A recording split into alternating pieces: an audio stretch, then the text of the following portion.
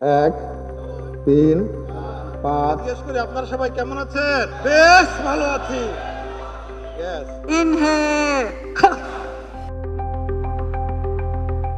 রাজধানীর ব্যস্ত নগর জীবন যখন ধীরে ধীরে জেগে ওঠার প্রস্তুতি নিচ্ছে, ঠিক তখনই সুস্থতা ও মানসিক প্রশান্তির খোঁজে একদল মানুষ জড়ো হন বসুন্ধরা আবাসিক এলাকার স্পোর্টস সিটিতে। আন্তর্জাতিক যোগ দিবস উপলক্ষে ব্লেন্ডার্স চয়েস ওয়েলনেস আনপ্লাগডের আয়োজনে এখানে অনুষ্ঠিত হয় বর্ণাঢ্য যোগ র্যালি ও স্বাস্থ্য সচেতনতামূলক আলোচনা।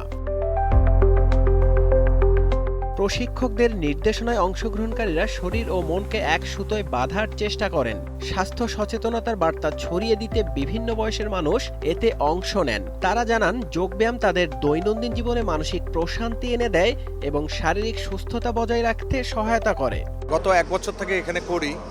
1 বছরের মধ্যে আমার আগের যে ফিটনেস ছিল সেই ফিটনেস থেকে আমি এখন অনেক গুণে ফিটনেস বোধ করি নিজেকে, এবং আমার চলাফেরা খাওয়া দাওয়া সব কিছু মিলিয়ে আমি এখন যে প্রশান্তিটা পাই সেটা এই ইয়োগার কারণেই। আমি নিয়মিত ইয়োগা করি, নিয়মিত হাঁটি। আলহামদুলিল্লাহ, বসুন্ধরার ভিতরে এরকম একটা সুন্দর পরিবেশ তৈরি করার জন্য মালিকপক্ষকে অনেক ধন্যবাদ জানাই, বসুন্ধরা কমিউনিটিকে অনেক ধন্যবাদ জানাই, ইয়োগা সোসাইটিকে অনেক ধন্যবাদ জানাই। বিশেষজ্ঞরা আলোচনায় তুলে ধরেন নিয়মিত শরীরচর্চা, মানসিক প্রশান্তি এবং স্বাস্থ্যকর জীবনযাপনের গুরুত্ব। তারা বলেন, নিয়মিত যোগব্যায়াম অনেক ক্ষেত্রে ওষুধ নির্ভর জীবনযাত্রা কমাতে সহায়ক হতে পারে। ওষুধের দোকানে দীর্ঘ সারি, পৃথিবীর আর কোনো দেশে ওষুধের দোকানে সারি এরকম দেখবেন না। মানুষ স্বাস্থ্য বিমুখ হয়ে ওষুধের প্রতি আশ্রয় নিয়েছে, অর্থাৎ নিয়মিত চর্চা বাদ দিয়ে, শরীর চর্চা বাদ দিয়ে সম্পূর্ণ ডাক্তার নির্ভর হয়ে গেছে। যদি কেউ নিয়মিত যোগব্যায়াম করে, আমি বিশ্বাস করি তার কখনোই কোনোভাবে ওষুধ খাওয়া লাগবে না।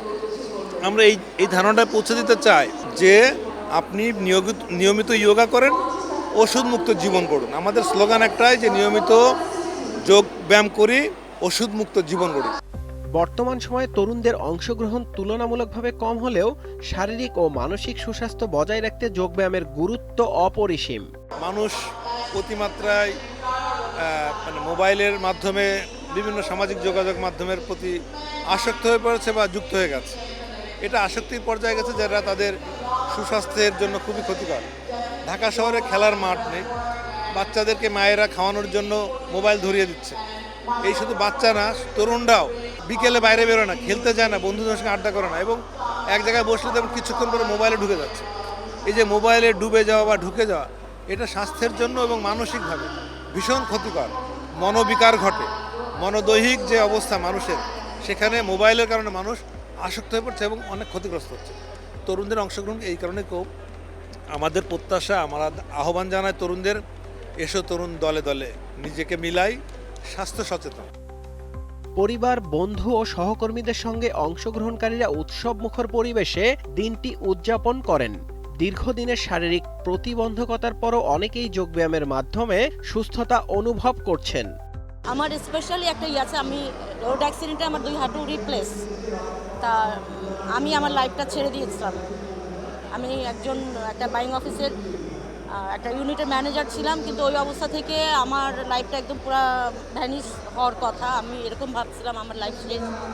ঠিক তখনই এই যোগা শুরু হয় এবং এটা আমাকে টার্ন ওভার করতে শিখে।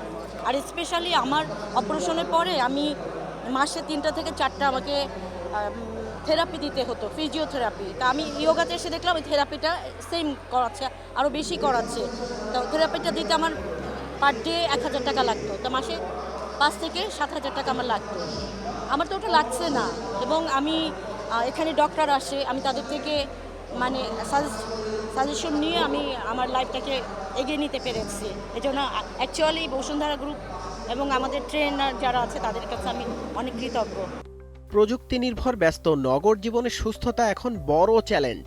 সেই চ্যালেঞ্জ মোকাবেলায় যোগব্যায়াম ও ধ্যানের গুরুত্ব আবারও স্মরণ করিয়ে দিল আন্তর্জাতিক যোগ দিবসের এই আয়োজন। ইস্পাহানির পৃষ্ঠপোষকতায় আয়োজিত এই অনুষ্ঠানের পার্টনার ছিল ইয়োগা বসুন্ধরা, সহযোগিতায় ছিল the flow fest, venue partner Bashundhara sports city, এছাড়াও গোল্ডস জিম, জুলকান এবং BanglaNews24.com। আহাদ সাগর, বাংলা নিউজ, ঢাকা।